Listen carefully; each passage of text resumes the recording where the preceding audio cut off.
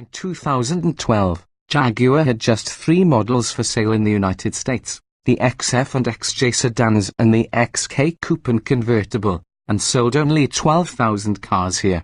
The ensuing 6 years have seen Jaguar's lineup more than double in size and its annual sales increase threefold. Now that it has its high-volume bases covered with the F-Pace and Epos crossovers in the X compact sedan, Jaguar has decided to bring a few enticing niche market oddities to America, such as the station wagon version of the XF, dubbed Sport Break. High stunning looks, lithe dynamics, it's a wagon. Lows lax refinement for the price, subpar interior environment. For even deeper coverage of the XF Sport Break, view our buyer's guide in-depth review.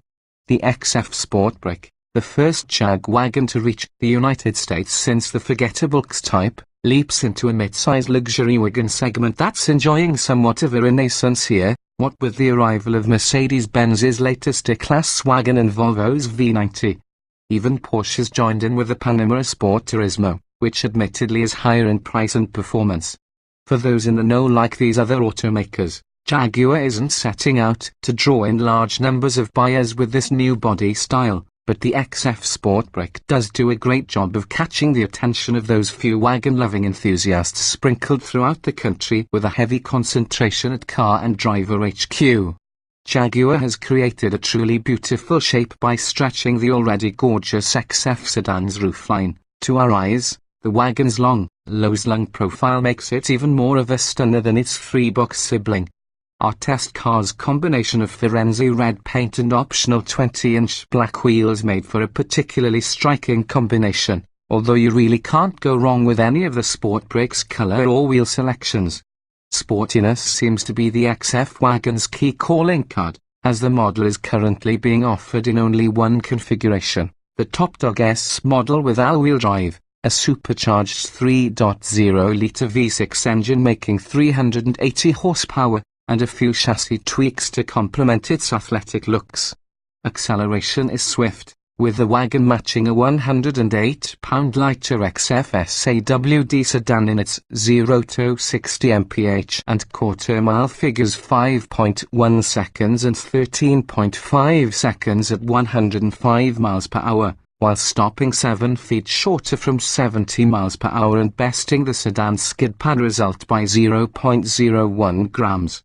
Racy but rough around the edges, while the Mercedes-Benz E400 4MATIC wagon hits similar numbers to the Jag in our testing, excepting its considerably better 156-foot stop from 70 miles per hour versus the XF's 173 feet, attributable to the Benz wearing summer tires versus the Jaguar's all seasons. The two wagons' dynamic characters couldn't be more different.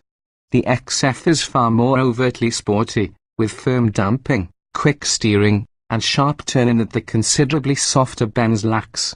The XF is a delight to pilot on a twisty road thanks to its eager and prompt responses, and it's tight and satisfying in more relaxed driving, too. As fun as the XF Sport Break is to drive, we'd be willing to trade a small measure of its edginess for a bit more refinement. The 3.0-litre blown 6, for example, produces a decidedly non-luxurious amount of noise, vibration, and harshness, even if it does have a characterful exhaust note. Wind and road noise are noticeable on the highway, as evidenced by its 71 decibels of sound at 70 miles per hour compared with the E400's hushed 67 decibels. These rough edges are off-putting in a vehicle starting at more than $70,000. And despite the fact that our nearly loaded $84,815 test car was equipped with the $2,860 premium interior upgrade package, the cabin environment was decidedly lacking for the price.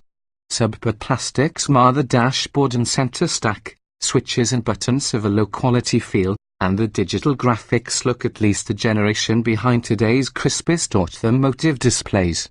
We wouldn't go so far as to call the XF's cabin cheap, and a color scheme other than our test car's Dow black might add more flair, but the Jag's insides simply don't measure up to the inviting and plush cabins found in the V90 and the E400. Wagon wonders the Jag does mostly live up to the wagon's credo of carrying a lot of stuff. Its cargo area is deep and flat, and the 402,040 split-folding rear seats fold easily via a convenient pair of handles in the cargo area. It held 9 carry-on suitcases behind the rear seat in our testing, 2 fewer than the E401, more than the V90. We'll also point out that Jaguar's own F-Pace SUV held only 7 carry-ons. This Jaguar, then, pulls off the wagon hat trick by combining a practical interior package with sport sedan dynamics and drop-dead gorgeous looks. In our book, it's far preferable to nearly any luxury SUV because of its undeniable elegance and exclusivity. Although the XFS Sport Brake isn't quite as refined or luxurious as its closest rivals from Mercedes-Benz and Volvo, we still celebrate its existence because it offers a sporty and satisfying alternative in this tiny slice of the new car market. For the first time in a while, well-to-do American wagon shoppers are spoiled for choice, and that's worth relishing.